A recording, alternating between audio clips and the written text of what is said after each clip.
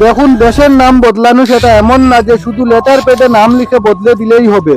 ছোটখাটো অনেক দেশ এটা করে নেয়, কিন্তু ইন্ডিয়ার মতো এমন দেশ যার ইনফ্লুয়েন্স আজকের তারিখে খুব দ্রুত বাড়ছে, তার জন্য কাজ সহজ হবে না আর খুবই খরচের ব্যাপারও হবে।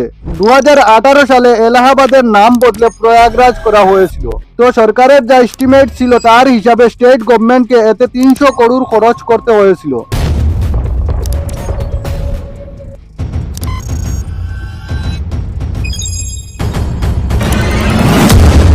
2018 সালে একটা আফ্রিকান দেশ ছিল শালেন্ড, এটা নিজের নাম বদলে স্বাতিনী রেখেছিল। সাউথ আফ্রিকার intellectual property lawyer Darren Oliver এটাকে একটা কর্পোরেশনের সাথে কম্পেয়ার করে একটা দেশকে নাম বদলাতে কত টাকা লাগবে সেটাও ক্যালকুলেট করার একটা মডেল বানান।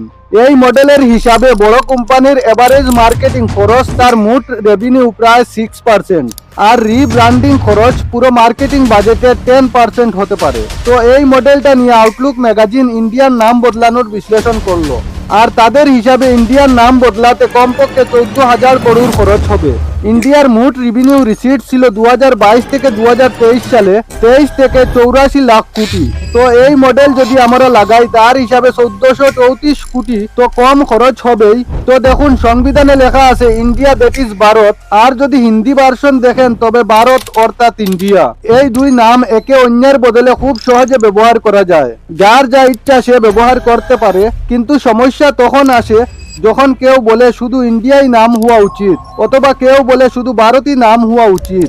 যদি সরকার ঠিক করে যে ইন্ডিয়াকে পুরোপুরি বাদ দিয়ে ভারত করতে হবে, তাহলে সংবিধানে পরিবর্তন করতে হবে, এবং সরকার চাইলে খুব সহজেই এই পরিবর্তন করে নিতে পারে। মানে ইন্ডিয়া পুরো বাদ দিয়ে তার নাম ভারত রাখা যেতে পারে। কিন্তু এর জন্য কি কি করতে হবে দেখুন, এর জন্য সরকারকে আর্টিকেল 1 সংশোধন করতে হবে, একটা বিল আনতে হবে। কিন্তু এই বিলটা সাধারণ বিলের মতো পাস হয় না। তো হয় কি, পার্লামেন্টের ভেতর সংবিধানের কোনো সংশোধন করলে আর্টিকেল 368 অনুযায়ী দুইভাবে তা হয়। প্রথম স্পেশাল মেজরিটি অ্যামেন্ডমেন্ট, আর দ্বিতীয় স্পেশাল মেজরিটি অ্যামেন্ডমেন্ট। ধরুন নতুন কোনো স্টেট বানাতে হবে বা কোনো স্টেটের রাজ্যসভার সিট বাড়াতে হবে, এগুলো স্পেশাল মেজরিটি অ্যামেন্ডমেন্টে হয়ে যায়। এতে লাগে শুধু এইটা 50% পার্লামেন্টের সমর্থন। কিন্তু স্পেশাল মেজরিটি অ্যামেন্ডমেন্টের ক্ষেত্রে কি হয়, 2/3 মানে 66% পার্লামেন্ট সদস্য সমর্থন থাকতে হবে।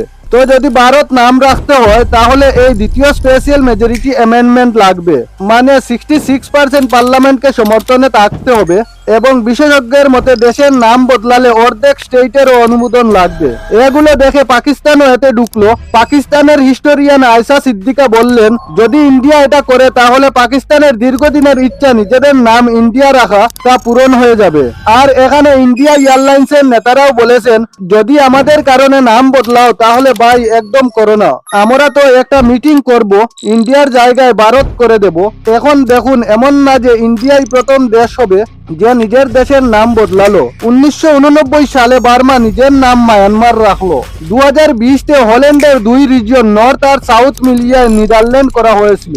19 শতকে ব্রিটিশ এম্পায়ার বর্তমান শ্রীলঙ্কার নাম সিলেন রেখেছিল, পরে আবার বদলে শ্রীলঙ্কা করা হলো।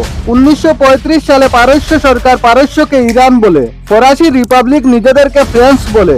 দেখুন, নাম অনেকবার বদলেছে, কিন্তু তার সাথে আরেকটা ইন্টারেস্টিং ফ্যাক্ট হলো বড় দেশগুলোর নামও তাদের দেশের আসল নাম নয়, এগুলো তাদেরকে দেওয়া হয়েছে যারা তাদের জয় করেছিল। যেমন আমেরিকা, ব্রিটেন, জার্মানি এসব আসল নাম না, এদের জয় করা লোকেরাই এর নাম দেয়। তো দেখুন, ইন্ডিয়ার নাম বদলানো যায়, কিন্তু নাম বদলালে কি কি সমস্যা হবে। দেখুন, দেশের নাম একটা ব্র্যান্ডের মতো কাজ করে, এবং রিসার্চাররা এটাকে কান্ট্রি ব্র্যান্ড ইকুইটি দিয়ে হিসাব করেন। ফিলিপ কোটলার আর ডেভিড তাদের রিসার্চ পেপারের হিসাবে দেশের নাম কোনো প্রোডাক্টের ভ্যালু বাড়াতে বা কমাতে পারে।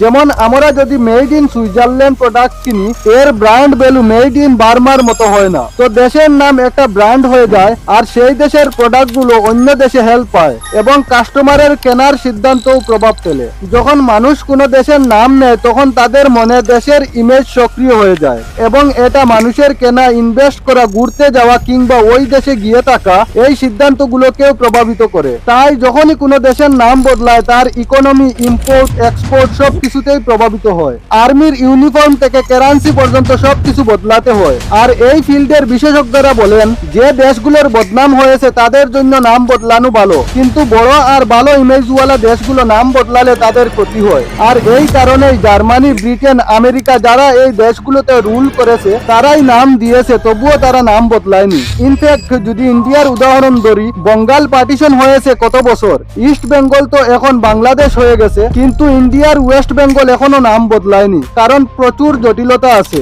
নাম বদলালে ইন্টারন্যাশনাল, ন্যাশনাল, স্টেট, ডিস্ট্রিক্ট আর লোকাল লেভেলেও সব জায়গায় পরিবর্তন করতে হয়। আর ইন্ডিয়ার ভিতরে নাম বদলানো অন্য দেশের তুলনায় আরো কঠিন, কারণ এটা বিশ্বের সবচেয়ে ডাইভার্স দেশগুলোর একটা।